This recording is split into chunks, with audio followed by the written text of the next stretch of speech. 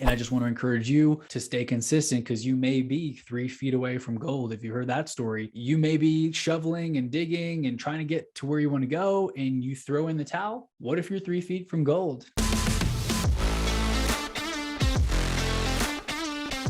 Welcome to the Entrepreneur Motivation Podcast. I'm your host, Chris Bello, and today I want to talk to you about the 10-year overnight success. And the power in this is just, it is what it is, right? You see people who just come out of nowhere and all of a sudden they are successful. They appear to have everything that you want and more. It looks like whatever they touched turned to gold, and like, oh my gosh, they started this company in 2019 and by 2021 they were multimillionaires and they made X, Y, and Z happen. And whatever, the list goes on and on. And the thing to note is, look at the history, right? This person most likely was not an overnight success. They most likely did not achieve all of their goals and more within just 6 months or 8 months or a year. Even though it may look like that, they are really a product in most cases of a 10-year overnight success, in that they tried things, they failed, they tried to start a company that, went bankrupt. They had to wind it down. That business partnership didn't work out over here. They wrote a book on Amazon that never hit bestseller. No one even knew it existed. And then 3 books later, that's the one that hits the New York Times bestseller list. And all of a sudden, they're everywhere. Like, I'm just thinking of people who, anybody at any point in time, I was on an Arte syndicate call. I'm in that Arte mastermind, I guess, not really the syndicate high level, but in the accelerator is what they call it. And there's a Facebook group. They've got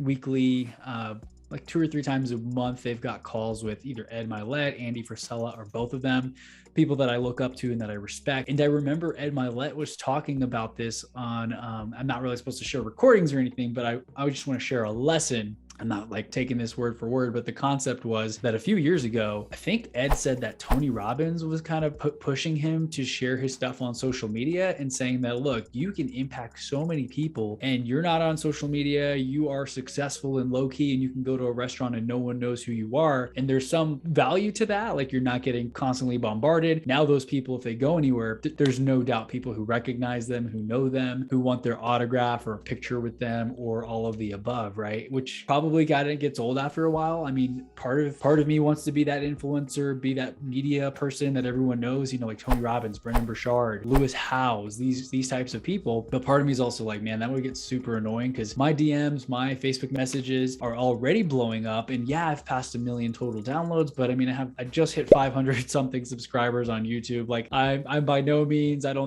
we're all influencers in our own way, but when I compare myself to Gary Vaynerchuk and Lewis Howes and Tony Robbins and people who've done this obviously for longer than I've been alive, so I understand they're on a different part of their journey, it's still easy to be like, I am a drop in the bucket compared to what kind of impact those people are making. But going back to the Ed Milet thing, Ed was saying that Tony was saying to Ed, you can make way more impact. You're being a little selfish by just sharing this with the people in your network, with the people that you work with, maybe one-on-one or whatever, or one to many in a certain group setting. By putting your stuff on social media, by posting on Instagram and creating videos for YouTube and teaching at scale, you are able to share more of what you know with the world, and more people are able to come in contact with your knowledge, your information, and the lessons that you're teaching. And there's a lot of value to that. And so Ed said a couple years ago, like maybe 4 years ago, he didn't even know what a hashtag was. He confused it with hash browns or something. And you got to understand, he's like, older demographic, social media wasn't his thing. There's that generation of people who achieve their success without really having to be on Instagram type thing. And now that's changed. I've met a few people like that. Actually, I was trying to help one millionaire dude. I've interviewed him on my show before, like several episodes back. And we were talking about basic stuff of posting on Facebook and Instagram and hashtags. And this dude's like a multi-millionaire and he just never got on social media. And that kind of blows my mind. But the power in being able to make something happen with consistency over time. And it didn't take Ed 10 years to achieve this success and the momentum on social media. If you follow him, let me just, out of curiosity, as of the recording today, it is the 28th of January, 2022. If I look up Ed Milet, he's got 575,000 subscribers on YouTube with 374 videos. And if I look at Ed Milet on Instagram, 2.2 million. He's a co-founder of Arte Syndicate, along with Andy Frisella, which I am a part of. Anyway, the power of committing and staying consistent and not giving up, even when you don't see momentum, showing up time and time again.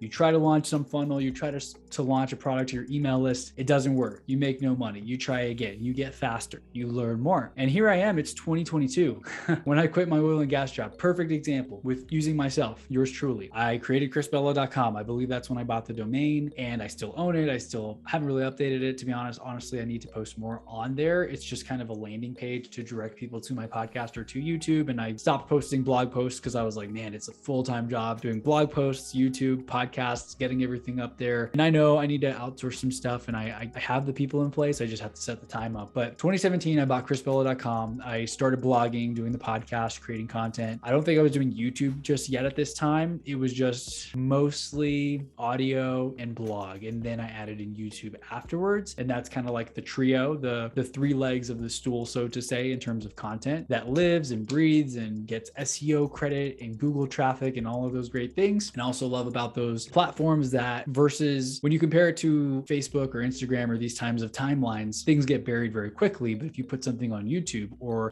have a very good blog post on something, like I get traffic about the Iterate Syndicate event that I went to in 2019. I typed out all my notes and my learnings and lessons. And now as people think about joining Iterate, they find my blog post, they find my YouTube video, and they find me, and they subscribe to my list. They follow me on social media. It's pretty cool. And I wasn't even a part of Iterate for like 2 years after that, which just shows the power of harnessing content and traffic, even though I was not quite in the group yet. And of course, I was kind of on their drip campaign in a way because I was aware of what Iterate is, who the people, I made friends with people who are in there. And a few years later, lo and behold, as my finances and business and everything started to grow from running into brick wall after brick wall and learning the hard way, I finally am able to make that investment in myself, paying like the $397 a month to be part of this amazing group of people. But it all started with creating chrisbello.com. It all started with my friend invited me to the Iterate Syndicate Live event in 2019, right? I had the email list. I started creating content. I didn't know what to do with the email list. I tried to create courses. I tried to sell phone cases on a random ClickFunnels like landing page, and I drove traffic there and I put it up on Amazon. I did all these things, but I was scattered, but still they were kind of failures in a way. I mean, I never gave them a chance to grow. And so a lot of those things were failures, but I failed forward. I learned. I figured out quickly, what's an email list? How do I do this? And here I am years later. I've been growing the email list. I've been stumbling my way through sending emails and figuring out, what do people want to hear from me? How many links do I put in the email so I don't get in the spam folder? Oh, okay, too many links ends up in the spam folder. Let me reduce the amount of links. Let me change the format of the emails. And now I can just flip on a site overnight. I have a new website. If you go to chrisbello.com/free, it'll redirect to lifeautomationacademy.com. That's my latest focus and project. And I have big visions and goals for that to create more of a brand outside of the personal brand of just myself, Chris Bello. So make sure to check that out. Quick plug, chrisbello.com/free now redirects to lifeautomationacademy.com. And I'm going to be doing training and free training on life by design, and, have workshops and membership group and all types of things. That's my vision for it. I'm just putting it out here so you can hold me accountable to it. And it's so fast now. I put up that landing page. I created a funnel. I easily hooked it up with an autoresponder. I've used MailChimp before. This time I'm using Aweber. I got it connected in a matter of minutes, maybe 30 minutes I had. Okay, cool. I've set up a domain before. I know how to connect it. WordPress hosting, easy. Done that before, right? And from all the previous failures is how I've been able to get to this level where someone who's never done this before looks at me as the overnight success. Like, holy crap, Chris, you were able to get 40 people or 50 people to subscribe to your new Life Automation Academy email list in like a week? What? Like how? No traffic, no paid ads? I'm like, no, from the audience that I've been nurturing and developing for the last few years. Tons of content I put out, 350 plus podcast episodes at this point, 2 episodes a week, YouTube video, audio, not blog posts. I haven't done the blog post still. That's something that I'd like to come back to, but I want to highlight to you that, I'm not even an overnight success. I don't consider myself a success. I'm proud of what I've accomplished. I have a long way to go. I think most of us can agree with that statement, but I do know that compared to someone who's just starting off and doesn't have a website, never built a funnel, doesn't have an email list, isn't sure, how to do real estate deals, I look like I've got my shit together, and in a way I really do. But again, I want to share that this did not happen overnight. I quit a job in 2017 to try my own thing, and then I don't always share this, but I freaked out a little bit. I spent a lot of money and time and I wasn't seeing results. And I got a job at the end of 2017. So I quit in April. I ended up kind of panicked getting another job, I think in October 2017. And by March 2018 or February 2018, I got fired from that job. I didn't last. I was already checked out. I had a taste of freedom. I was working on my own thing. chrisbello.com was born. I had started the podcast. I wanted to go all in and I was kind of 1 foot in, 1 foot out. I'm like, man, I want a safety net, but I kind of want to go all in. And when I got fired from that other job, I was just like, you know what? This is a sign. My heart's not in it. I can't go to this place that I'm not passionate about. Commuting 45 minutes again, just to be stuck in a cubicle, talking to people about problems that I don't frankly care about to solve. And that's when I got into real estate. It made me shift. It kind of like woke something up within me. I joined a real estate team. I got started in 2018, 2019. I got my real estate license. Here in 2022, I'm closing deals virtually, remotely, without ever having to show houses myself. I've got team members. I've got a transaction coordinator. My podcast has passed 1 million downloads. My email list continues to grow. The engagement is great, 30 to 35% open rate in many cases, while the industry standard tends to be 15 to 20%, I believe. So life looks good, but I still don't feel successful. I have so much further to go. I thought I was going to be a millionaire by 30. I'm 31, finally figured out how to hit 6-figure years. And gosh, the gap from 6 to 7 figures, honestly, it seems very big. Like I don't know how to bridge that gap with just the real estate stuff that I'm doing now. And I know that there's value in doing the digital and like creating the courses and scaling up and speaking on stages and getting thousands of people to hear my message and to sign up for my courses and my membership communities and things like that. And that's where my mind is going. But of course, adding value at scale, because I know that you're paid in proportion to the amount of value that you add. So I just have to add more value to more people if I want to make more income and impact, right? That's where I'm at. I just wanted to share that no matter what, whoever you're looking at, these online entrepreneurs, Andy Frisella says it all the time. I hear many people that I follow say it all the time. The overnight success is a myth. That quite frankly, unfortunately, that's the truth. It's going to take longer than you like. It's going to take longer than you hope. Expect it to take 3 to 5 years at least of being consistent and learning your craft and not switching from one thing to the next to the next. Pick something that you were interested in, that you love, stick with it, do it every single day, suck less every single day. Or another nicer way of saying that, get better every single day.